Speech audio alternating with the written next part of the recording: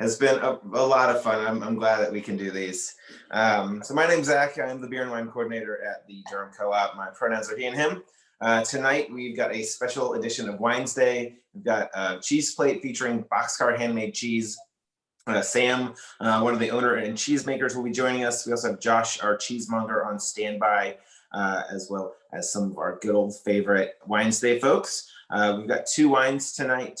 One is a Garganega from Monte Tondo, and it's a part of the Small Vineyards project, which is a group of vintners that don't produce a whole lot of cases. This winery produces 10,000 total cases for everything they make. And then our second wine is the Hahn Monterey Pinot Noir. It's part of the family estate. They do some single vineyards from Santa Lucia Highlands that are very, very tasty. This is their, like, just one kind of step below that.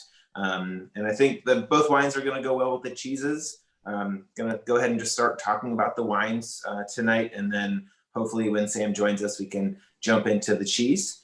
So first off is the Monte Tondo Garganega. Got a little fun tech sheet to share with everybody as normal. So this is the maker and his wife, so Gino and Marta. Gino is also the enologist, so the wine scientist, if you will. And a little bit about them. You can see that they're located in the northeast of Italy, in the Verona Veneto area, so where basically where Amarone is also made, and Soave. Garganega is known for the Soave grape, which is what Garganega mainly represents. It can be typically 70%, if not higher. It's a really important grape in Italy, just as in general. I think it's the 6th most planted white grape. I want to say Chardonnay is up there as well. Pinot Grigio, obviously. And then the grapes for Prosecco production, and Arnaz might make that list too. Arnaz is from the Piemonte, which is what Boxcarr Handmade cheese, a lot of their inspiration draws from this area, so not too far away. And yeah, just like really cool people. It's a small estate. As Lynn and I were talking when we first started, it's a frizzante. So frizzante is kind of halfway between still wine and Prosecco style sparkling wine, which is made with a special method called charmat, where the bubbles happen in a tank and then it's bottled, versus champagne, which you get all of the bubbles in the bottle. And so the texture differences are a little lower PSI in the bottle for charmat. So it tends to be like bigger bubbles and just more refreshing and crisp, and it just tastes like light and lively instead of really condensed like champagne can be. Which I don't know. What does everybody think? I know that Lynn's on board. I'm imagining Abby is as well. Hey, Sam. We are. I love it. I love it. I'd rather have that than champagne or Prosecco. All right. The only problem is that this one we only had 3 cases of. So part of the Small Vineyards project, I ordered these wines back in February, and I was expecting them within 3 months, but then with the shipping problems that COVID created, ended up pushing this back until about late September, early October, when it finally landed stateside. And I've had it at the co-op since I think mid-October at this point, maybe the early part of November. So not a very long time. We've got about a case and a half left total. We better rush over and buy some then. Right. just have Ed send me an email like normal, and we'll get you all set. Okay. But I thought this also, being Italian and not too far away from where the inspiration from for Sam's cheese is, where I thought the bubbles would play nicely with the fats. And we can actually, if you want to dive into some cheeses, we've got Sam from Boxcarr Handmade Cheese joining us. We've got 3 of her and Austin cheeses tonight. I've got tons of pictures I saw off your Instagram, so I'll throw some of those up as we get closer. If we want to taste the second wine real quick, second wine is the Hahn Monterey Pinot Noir. So they do basically a collection of vineyards, not single estate like the Garganega was, but really classic California Pinot Noir. So you get the like darker cherry, it's got still good acidity to it, really fine tannins. And again, I wanted to kind of show the cheeses off with this, since we do have the cheesemaker with us. And I think they'll go, especially with that truffled lysome. I'm really excited about that. It's the first time I'm getting to try it this evening.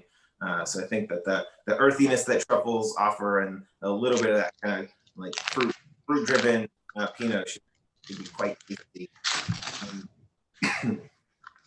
But I'll pass it off to Sam. If you want to introduce yourself, tell us about yourself, maybe give some background of why you decided to be a crazy cheesemonger and cheesemaker, and I'll throw some pictures up every now and again that I've taken off of your Instagram. Sounds good. Hi, my name's Samantha, and I own Boxcarr Handmade Cheese with my little brother, Austin. We're in Cedar Grove, so probably 30 minutes from the co-op, northwest-ish, north of Hillsboro. We make Italian-inspired, mostly mixed milk cheeses. We have a herd of goats that are mostly Alpine and Nubian mixed. And we buy cow's milk from a farm kind of over by Charlotte. So we mix those milks. And sorry, I'm exhausted. These holidays are crazy. I'm going to focus, bang it out. But I've been making cheese for a really long time. I've worked at other facilities in North Carolina as a cheesemaker. I've worked at Chapel Hill Creamery for like almost 10 years and Goat Lady Dairy off and on for quite a few years. And my brother bought a farm here in North Carolina, say 2009 maybe. And at this time, I was working for other places and making cheese in my kitchen because I always had a small goat herd of goats of my own. And I was just making cheese from their milk and waiting the tables and bartending and trying to make ends meet. And so when my brother moved to North Carolina with his wife, they bought a farm in Cedar Grove. And we tried growing vegetables. We did a food truck, which was a little crazy. It was sort of before there were food trucks. So it was hard to kind of make enough money making that work. We still were waiting a lot of tables and bartending a lot to make it happen. And so I think at some point my brother tried to get a loan to build a cheese facility. And I didn't think that he would be able to get a loan, but he did. And so we started making cheese there. So I quit my other cheese making jobs and I sold most of my goats because we thought that we needed to focus and I didn't need to be milking goats and running around and doing all these other things. We got rid of the turkeys and the weird vegetables and stuff, and we just focused on the cheese and thought, okay, well, if we can make a product that people will buy, then we could go back and build a milking parlor, build up the herd, figure out the farming stuff later on. And so we were able to, within our first few makes, get into some really nice cheese makes. Sorry, a cheese, like when you make a batch of cheese is a cheese make. Within our first few makes, we were able to get into some really nice cheese shops in New York, and we won some awards. Very surprisingly, our first year of making cheese. So we've been at it. I guess it's been six years now, and I want to say two years ago we added our goats back, and we've been milking them. Because we had the confidence that, okay, now we have a product we can sell, people want this. So to invest more money and take another loan out for the goats made sense. I think that's it. I think the cheeses we're tasting tonight are the cottonseed, the truffleism, and the redbud. Is that true? Goodbye. Yep. Yep.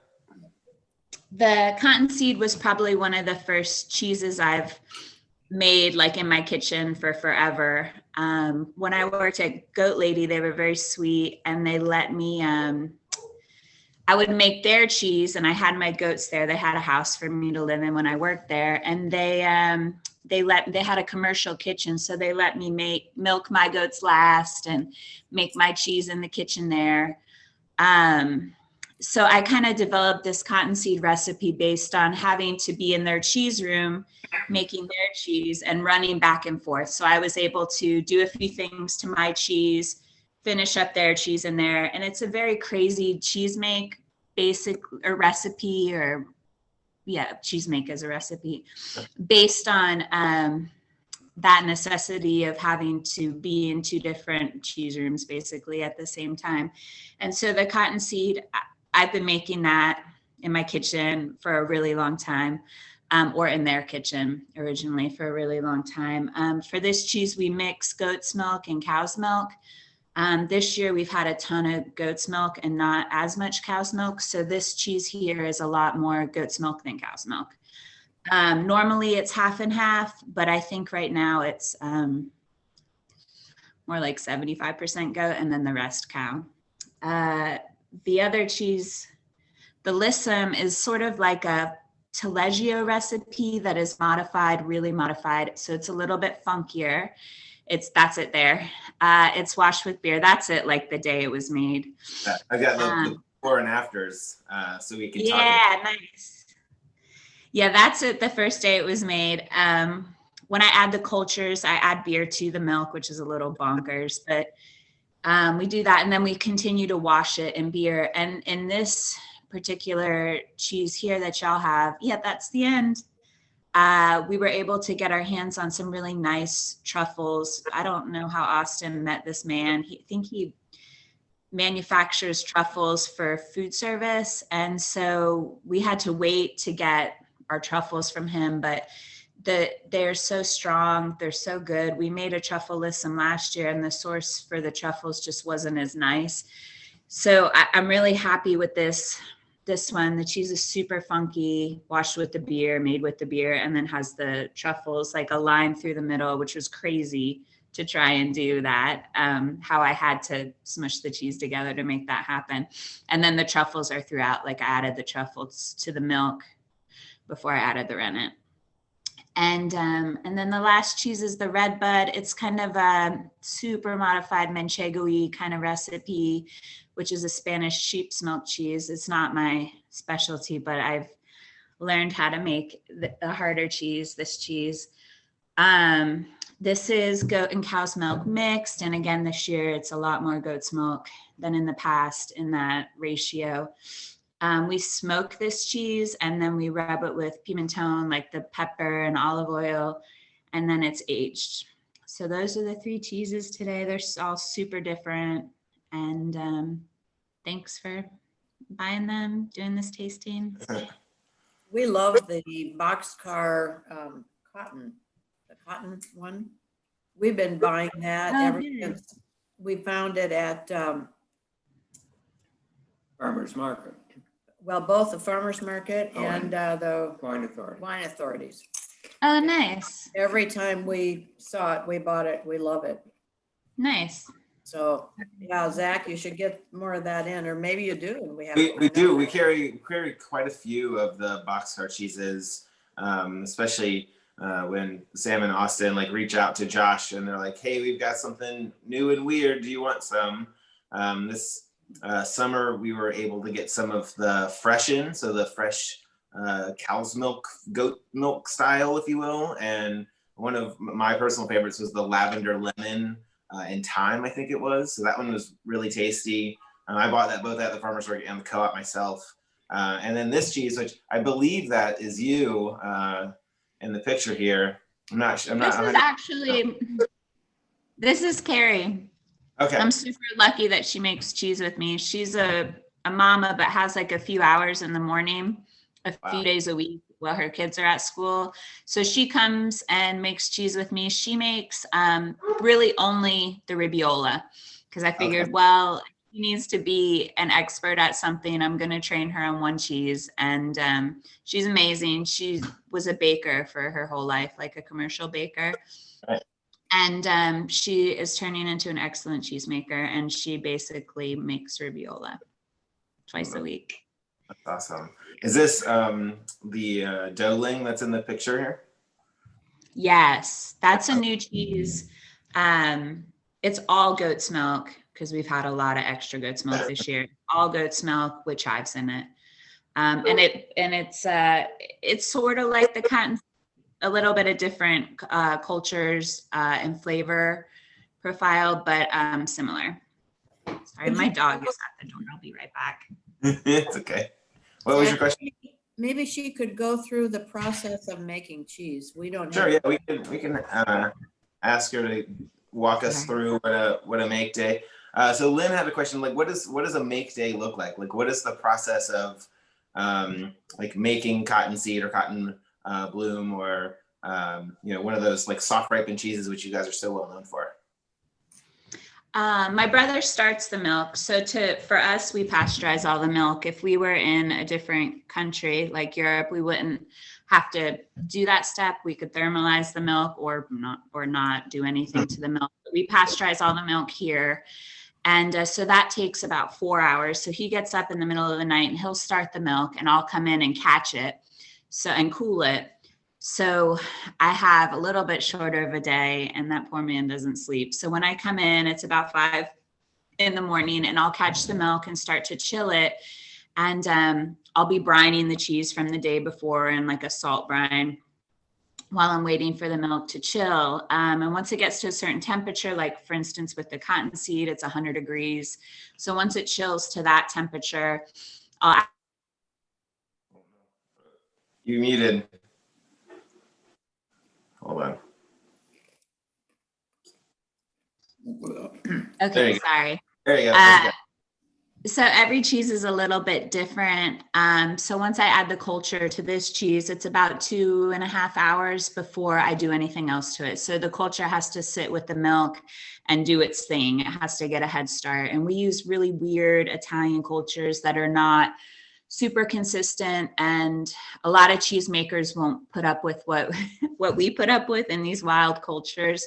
But we choose to use Italian cultures that maybe take 2.5 hours to sit before they do what they're doing, because we really love the flavor profiles that they give us, and we feel like it gives us a really different vibe than other American cheesemakers. When I talk to cheesemakers and they go, "Oh, you use that company's cultures, that's crazy." And I'm like, yeah, it is, but you could like when you taste one of our cheeses, you really don't taste. There's one other creamery that puts up with these Italian cheese cultures that I know of.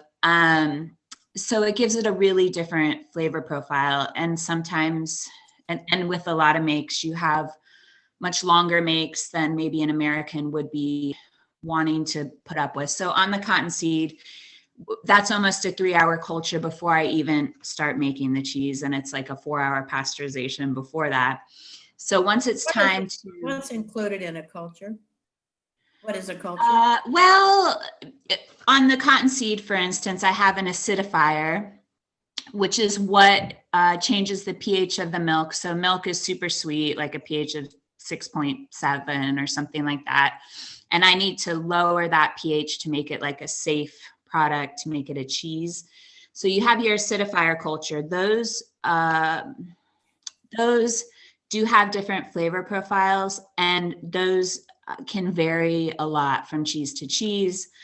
So a cheesemaker would choose their acidifier, and then they can add what we call adjunct cultures to kind of support the rind, to support different flavors in the cheese, to support the texture of the cheese, to help you achieve like what you want to achieve in that cheese. And so with the cottonseed, I add my acidifier. It's just one type of culture for that. That has its own profile of flavors and textures. And then I go ahead and add in, it's probably about 6 different other cultures to that to get the rind I want. There are different yeasts and different molds that I'm adding to the cheese, so that adding to the milk, so that when the cheese is ready, it grows the rind I want. And then there's like 3 in there that I add to give it a more complex flavor than as if I didn't add them. The cheese would still make itself, the milk would make itself into cheese if I didn't add the adjuncts, if I didn't add the yeast and molds and things like that.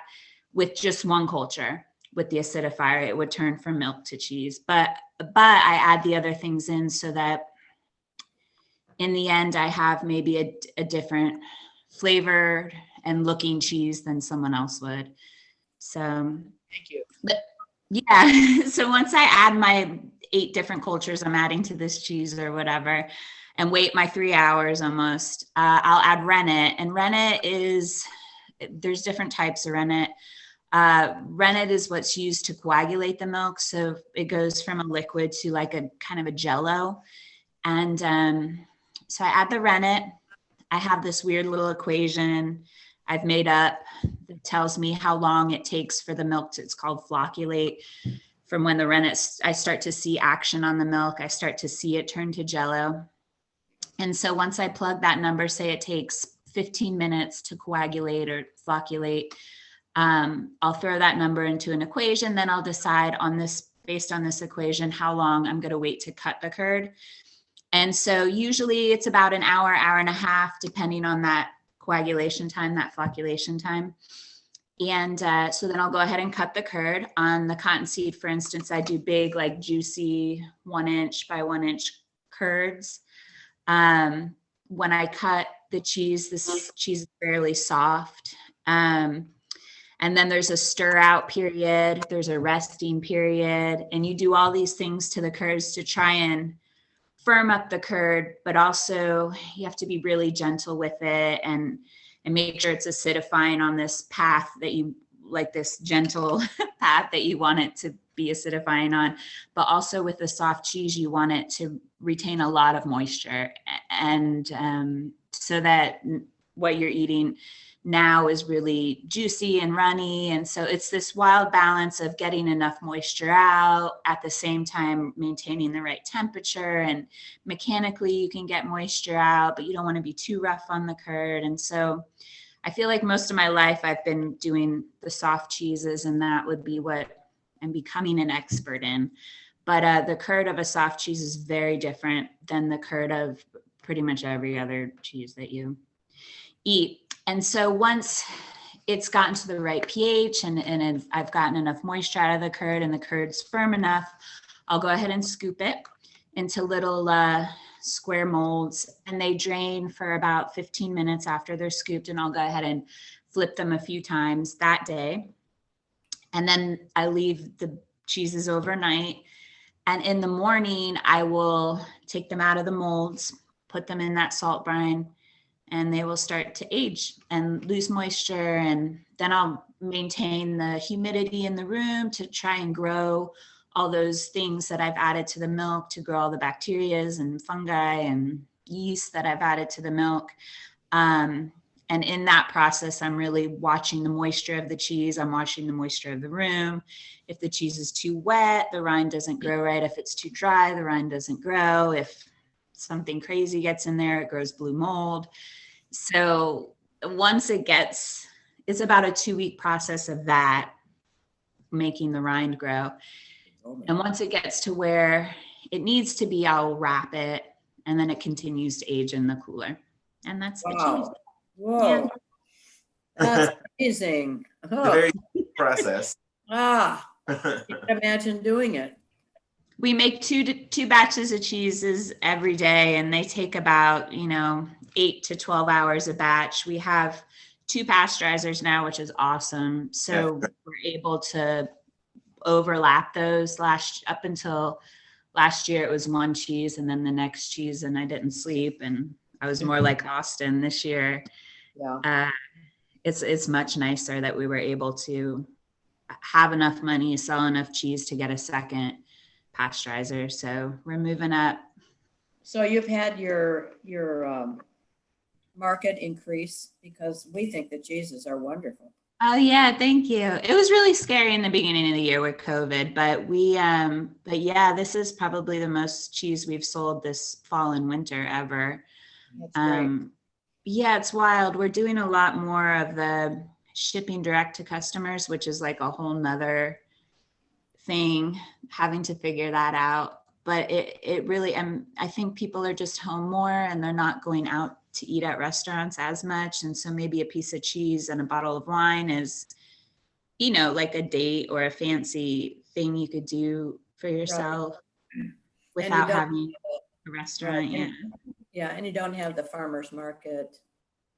Yeah, the Durham market has started back, so that's good. And that market's been really good and strong. But we weren't doing the market for a long time. And then they started back and we were kind of unsure if we should go or not.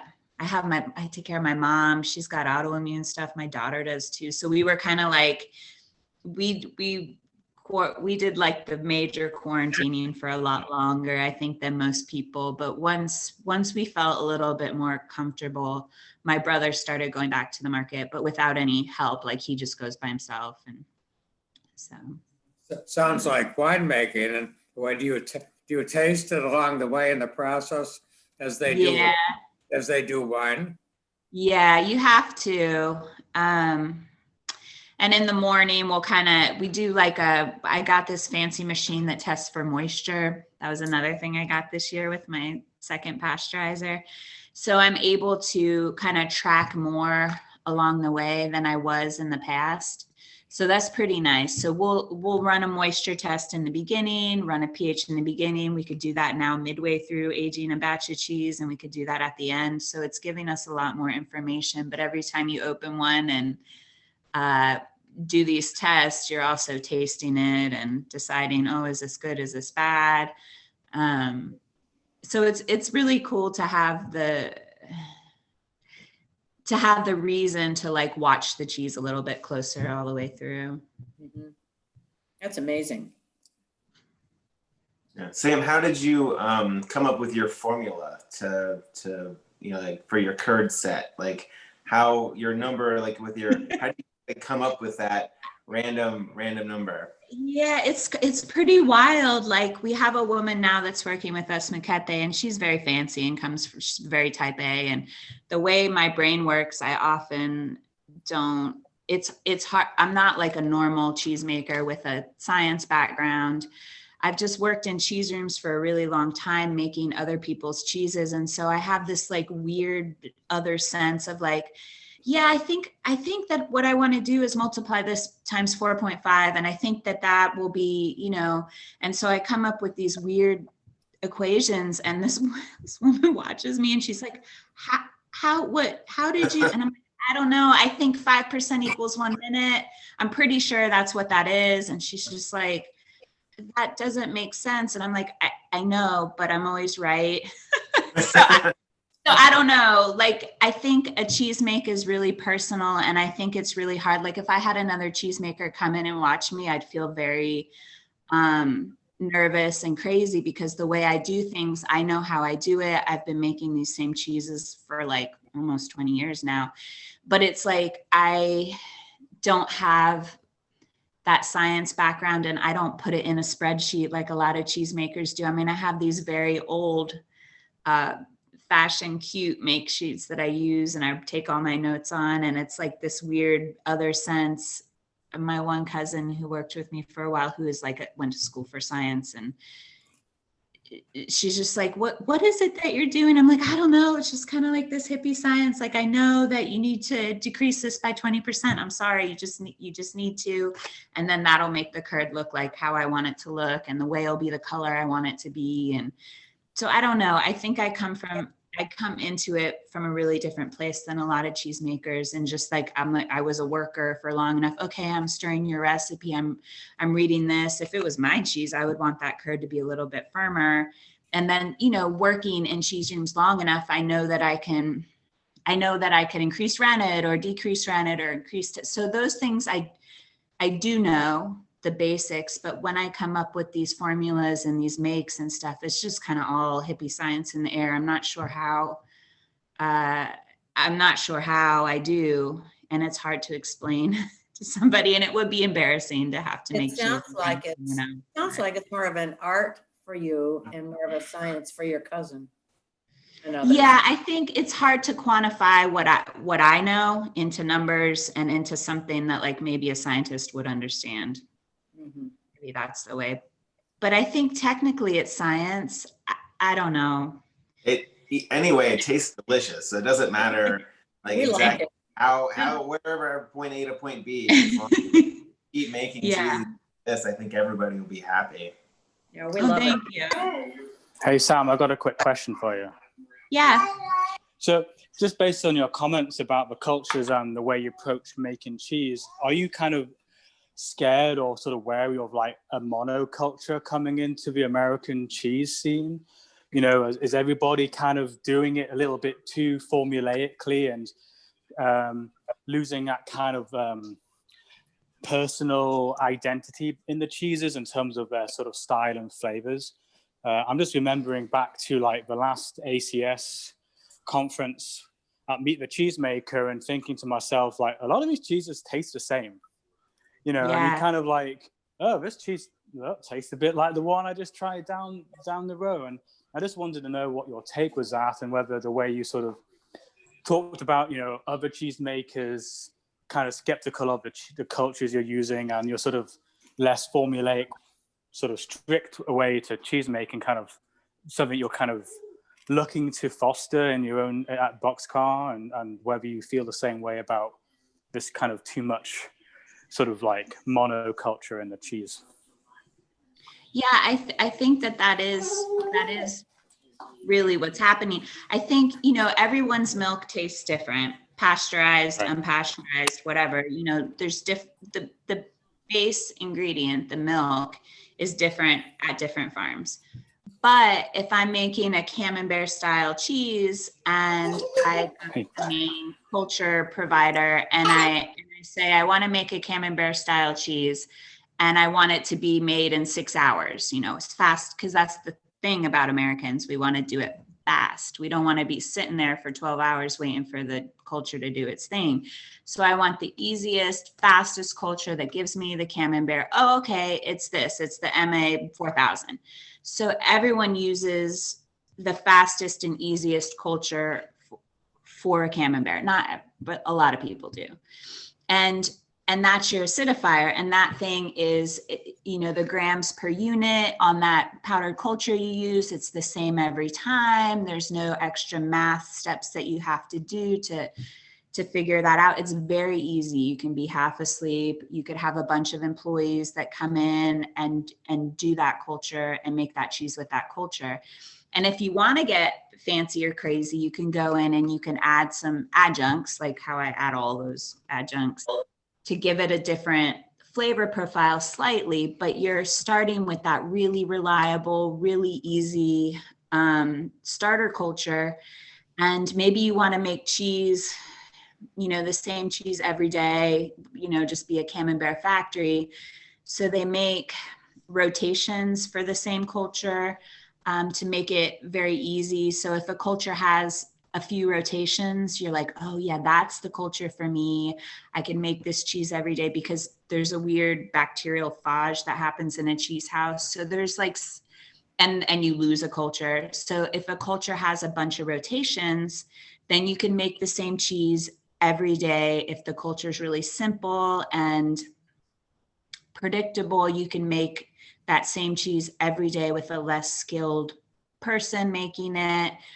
And there's these selling points to cultures. And so, and it would be nice to have it be the same every day and you not have to watch it and that kind of stuff. But I do feel like you lose a lot in that. But I understand why cheesemakers or companies that have other people making the cheese, or maybe more employees than I do, making the cheese. They want it to be standard and have this very easy culture that they're using. But then in that, you know, like at ACS, it's a cheese conference that happens every year that cheesemakers and cheesemongers go to. You could go through all the other cheesemakers tables and you taste, okay, this is the MA 4000. That's what they're using. If you have a lot of money and you're a cheesemaker, you're a bigger firm or something like that, you can have someone design a culture for you to where you're not even choosing your own adjunct cultures. You're not choosing the balance of the flavors in there. You have basically a scientist come in. And so instead of doing all this math and making all these choices for the rind or whatever, you open a packet and the culture is already measured for your 200 gallons. Boom, there you go. People pay a lot of money to have someone kind of come in and do that for them. And they're not having to make these decisions on, do I want the rind like this, or do I want the butteriness of this cheese to be decreased or increased? And so some very like award-winning cheeses have that. They just come in, they put the packet in, that's it.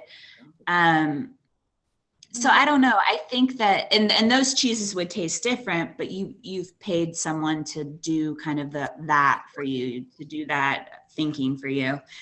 So I don't know. I think that the cultures that we use are really a pain, but there's one other place that I know of that has some of the same flavor profiles that we do. And so I feel like it's worth it kind of dealing with the inconsistencies in these cultures to, I think that it makes up for, I think it makes up for the pain in the butt that they are to use. So yeah, but I understand Americans want things fast. You want the cheese made really fast and you want it to be easy. I mean, I want those too. Do you think using your like spectrum of cultures helps with the fact that you pasteurize and giving like kind of reclaiming some of those lost flavors? Yes. If I wasn't making soft cheeses and I wasn't pasteurizing the milk, then I think a lot of those flavors would be in the milk. I think a lot of raw milk cheese producers have more complex flavor profiles in their cheese. But yeah, we wipe the milk clean. So we start with basically nothing, almost nothing in the milk. And so we're adding all that stuff back to kind of recreate a raw milk situation, more or less. So what is the, if I might add, the advantage of cow's milk and goat's milk combined versus just goat's milk, which some cheesemakers seem to have? Yeah, for us, for us, it's financial. With the cow's milk is a lot less expensive than the goat's milk. To produce goat's milk, it's about, at our farm, it's $7 to $8 a gallon. If we were buying goat's milk, we'd be paying about that much. Cow's milk is about $2 a gallon. So you would have to sell goat's milk cheese for a lot more than cow's milk cheese. And so for us, it's like, well, if we can blend the milk, we're able to, sorry, let me look at my dog. No. Working from home. Sorry, she's like 18 years old. She's crazy. We're able to get more flavor for like a more, I mean, our cheeses are still very expensive. I know that. But if we were making all goat's milk cheeses, it would have to be even more expensive. So. What a complex art. That's amazing. I guess you learn after 20 years. Yeah, it's been 18, I think, years. You figure some things out. Up to 10% of people who had COVID experience prolonged symptoms. I think I missed some of the answer to Sam's question about the mixed milk, but I think also harked back to the traditional cheesemaking practices of these regions where, you know, if you're like a farmstead operation in the Piedmont of Italy, you might not necessarily have enough goats or cows to make a batch of cheese. So they would traditionally mix them all together to make enough milk so they can make cheese. I think that's the origins of where these mixed milks cheeses come from. And I think, you know, when you're looking at the geographical locations of the cheeses where they are mixed, they're normally in these kind of like mountainous, kind of sparsely sort of populated areas. You know, you don't hear about them much in sort of like northwest France or something like that. But, you know, in Italy, Spain, you get these kind of mixed milks as a necessity, I guess. In fact, a recent study found that following COVID, Thank you. And that leads me into another question for Sam.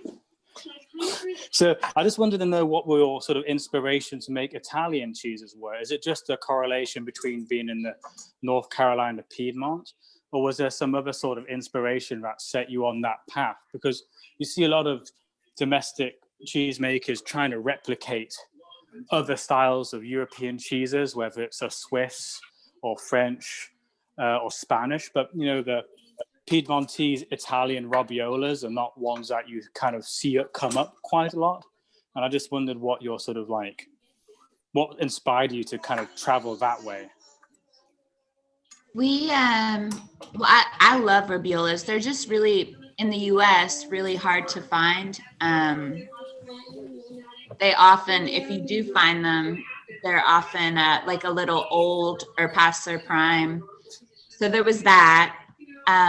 Also, my family is Italian, and my friend Alessandra, she's like a sister, but her family is in the Piedmont of Italy, up near like north of Torino. And I made cheese with her at other places in the past. And so why did I think I just maxed out my credit card, and I went to stay with her mom and her, and we traveled around. We were like on this raviola quest in northern Italy.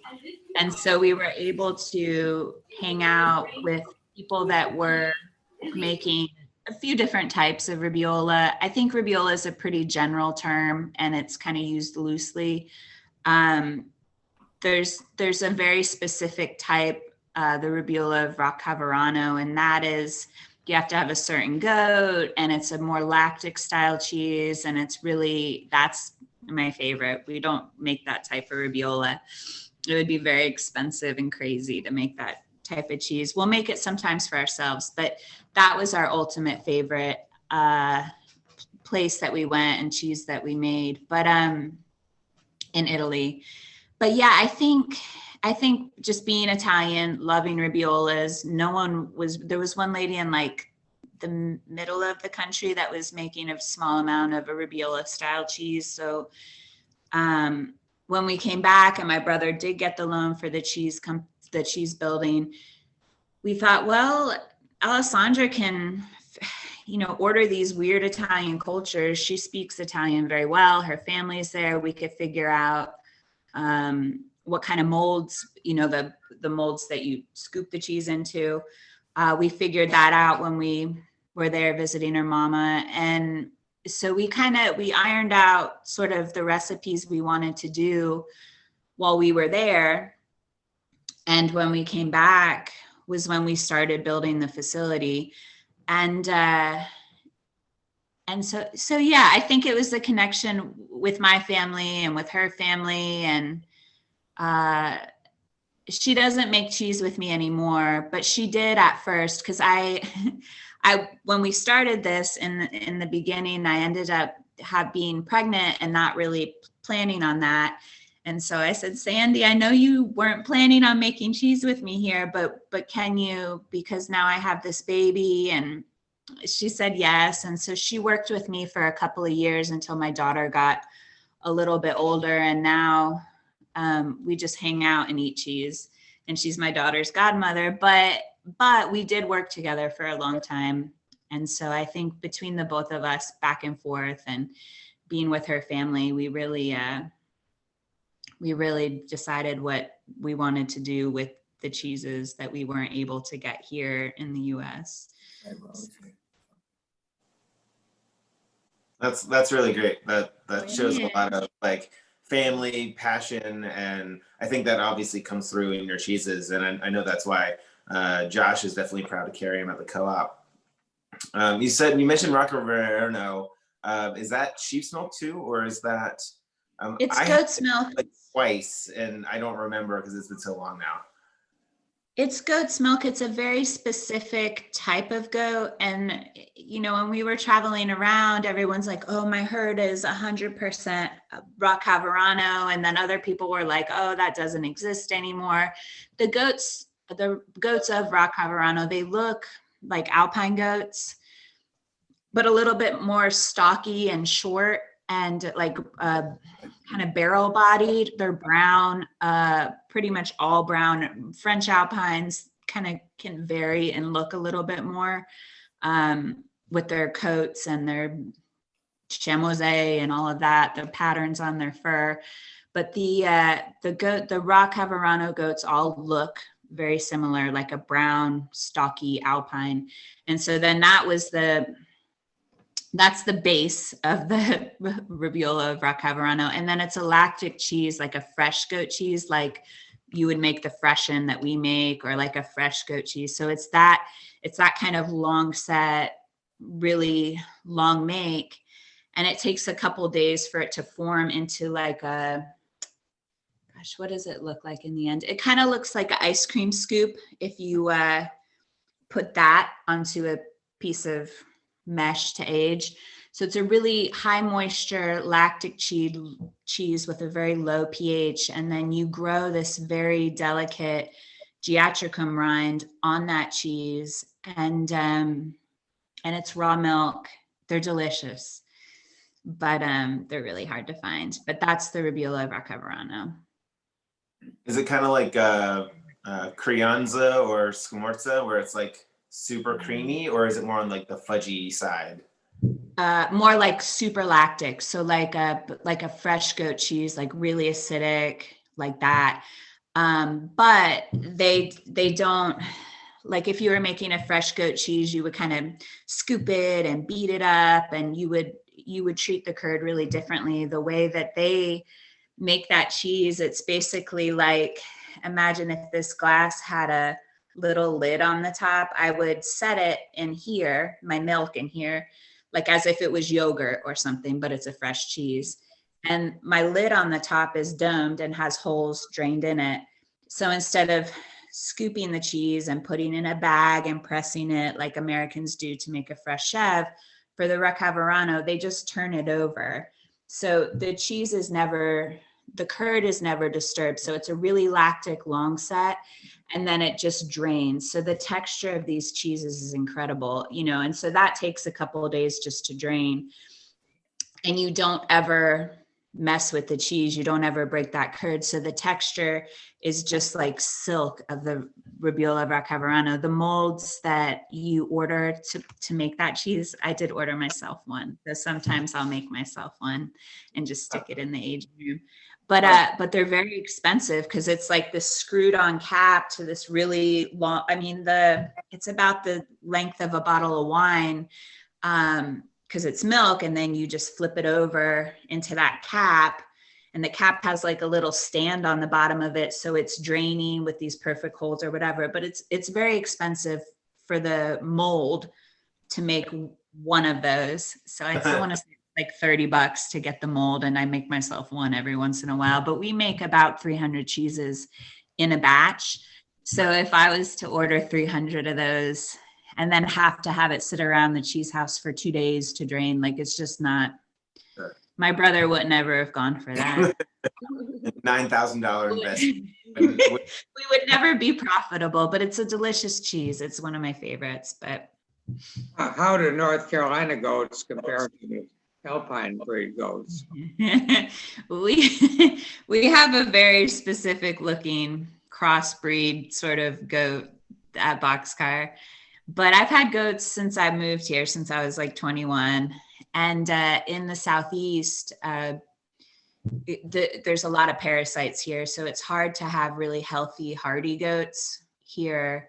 So what seems like the best thing to do here is to crossbreed with Alpines with Nubians. Nubians are the really rounded nose, floppy ear goats.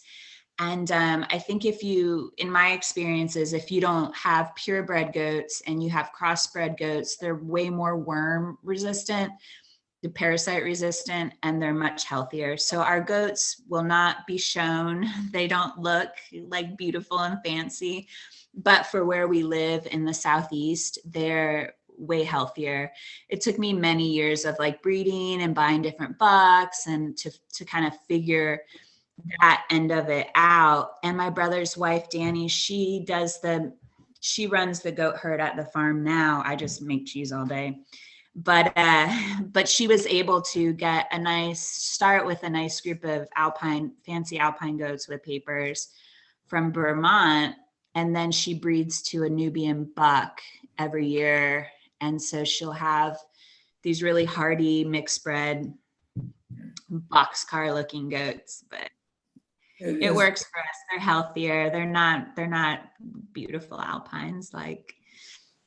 Is the cheese industry more unique to this area of North Carolina, or is it more widespread?